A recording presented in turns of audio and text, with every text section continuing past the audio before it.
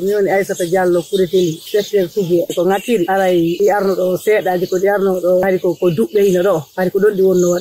wadi sappo woni ha di duudi ono di duudiri woni menen men anda wadi sonja majji on ko mi Allah e majji kon nyaameteji amen di ala nyaamude fonye di ala nyaamude kaaba kono leɗɗe tutaade den kono di yidi jodi e leɗɗe den dow woni leɗɗe den rimi dow mangoji dow gede me hutortaade ko leeji den cadi leeji di me hutorta gemma goto di jakka leggal gotal mangode ala dow lemunege den di yengi ke lemunege de fop ma lemunege de yoori dow to mango yoori wona ma Allah salaire ma jondu duudi no oyi no muusi ka kinen no muusi ka bernde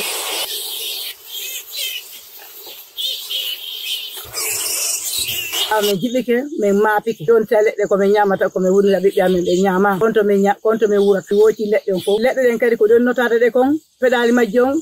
sanki leɗɗe ɗe fof majje woli kede ha joni waywa ture ko don hadde ɗe rim awa haray no maapini men wuri meji ka ko honno men wurita e menege majje suppiti tun nyame men anda ko honto ɗi yiwri don ɗiyaɗi bonne ko ɗoli ɗi ɗiyaɗi bonna men ga nyama piiji fof ɗiyaɗi bo ayam men ga tawa sa men defiñiri men nyamata ka yaasi men acci defude ka yaasi ka cuuɗi men tefata men naata toon men nyama si men laɓimira on ko men jogi ha ka suudu men hippa toon kono Allah e majje meɗen hulita men heɓu nyaw e nder soɓe majje on ha ko pute men ala nyamude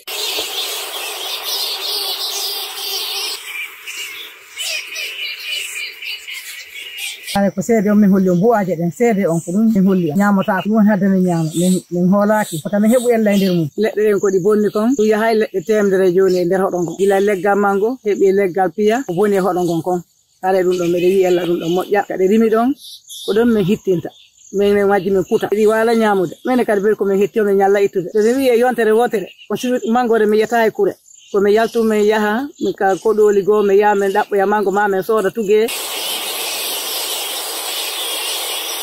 joni on kulle don ka kitande di habana ka uttu kullo inata e cuudi amen di moto rembina me wedi men ngaño hamero kande ko men jokki ngata men ha men tem wada puuje ko joni buude ga kon fuda yibbe bombontiya dum don heewi der ga tefu bonni men hodon gon kan subaka de di arta do di denjina men hara meden dani soto majji o haadi gayna jodade ka leggal hare men nanta hude hodon kay goddo do faad nanata ko hari baawo do asi fay ko wulli men nane joni si goddo pi goddo do men nanta goddo ma Allah dando goddo maayi do fesama men nanata kono Allah so jamaaji o sina widi hebi widi dum on tun oyna ko abiyon je di fo fottiti no wadde hito fo ko ella goy anga do ngo kadi ko ella ba mo danaki o feta ko jama aray ko be wallito men asi di wara yalta bete nder ganu di hodo ya nokku go ka buruji